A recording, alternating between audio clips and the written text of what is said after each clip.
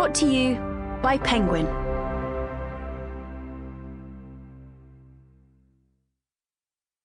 The Mill on the Floss by George Eliot. Read by Anne-Marie Duff. Both for ease of listening and because it contains details of the plot, we've placed the introduction to this Penguin classic at the end of the audiobook. Volume 1. Book First. Boy and Girl. Chapter 1. Outside Dorlcote Mill. A wide plain, where the broadening Floss hurries on between its green banks to the sea, and the loving tide, rushing to meet it, checks its passage with an impetuous embrace. On this mighty tide the black ships, laden with the fresh-scented fir planks, with rounded sacks of oil-bearing seed, or with the dark glitter of coal, are borne along to the town of St. Ogg's, which shows its aged, fluted red roofs and the broad gables of its wharves between the low wooded hill and the river-bank, tinging the water with a soft purple hue under the transient gaze of this February sun. Far away on each hand stretched the rich pastures and the patches of dark earth, made ready for the seed of broad-leaved green crops, or touched already with the tint of the tender-bladed autumn-sown corn. There is a remnant still of the last year's golden clusters of beehive ricks rising at intervals beyond the hedgerows, and everywhere the hedgerows are studded with trees.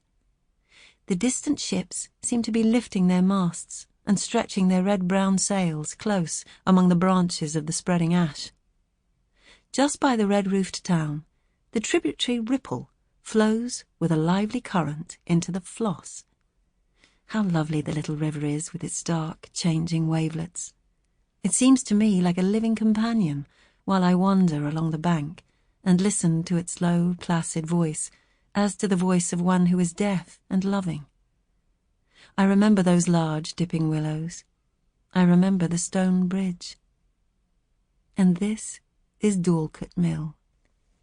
I must stand a minute or two here on the bridge and look at it, though the clouds are threatening, and it is far on in the afternoon. Even in this leafless time of departing February it is pleasant to look at. Perhaps the chill, damp season adds a charm to the trimly kept, comfortable dwelling-house, as old as the elms and chestnuts that shelter it from the northern blast. The stream is brim-full now, and lies high in this little withy plantation, and half drowns the grassy fringe of the croft in front of the house. As I look at the full stream, the vivid grass, the delicate bright green powder softening the outline of the great trunks and branches that gleam from under the bare purple boughs, I am in love with moistness, and envy the white ducks that are dipping their heads far into the water here among the withes, unmindful of the awkward appearance they make in the drier world above. The rush of the water and the booming of the mill bring a dreamy deafness which seems to heighten the peacefulness of the scene.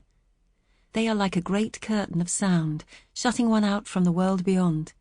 And now there is the thunder of the huge covered wagon coming home with sacks of grain. That honest wagoner is thinking of his dinner, getting sadly dry in the oven at this late hour, but he will not touch it till he has fed his horses, the strong, submissive, meek-eyed beasts, who, I fancy, are looking mild reproach at him from between their blinkers, that he should crack his whip at them in that awful manner, as if they needed that hint. See how they stretch their shoulders up the slope towards the bridge, with all the more energy because they are so near home. Look at their grand shaggy feet that seem to grasp the firm earth, at the patient strength of their necks bowed under the heavy collar, at the mighty muscles of their struggling haunches. I should like well to hear them neigh over their hardly earned feed of corn, and see them, with their moist necks freed from the harness, dipping their eager nostrils into the muddy pond. Now they are on the bridge, and down they go again at a swifter pace, and the arch of the covered wagon disappears at the turning behind the trees. Now I can turn my eyes towards the mill again, and watch the unresting wheel sending out its diamond jets of water. That little girl is watching it too.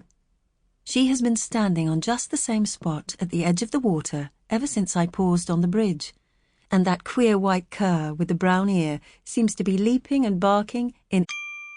Sample complete. Ready to continue?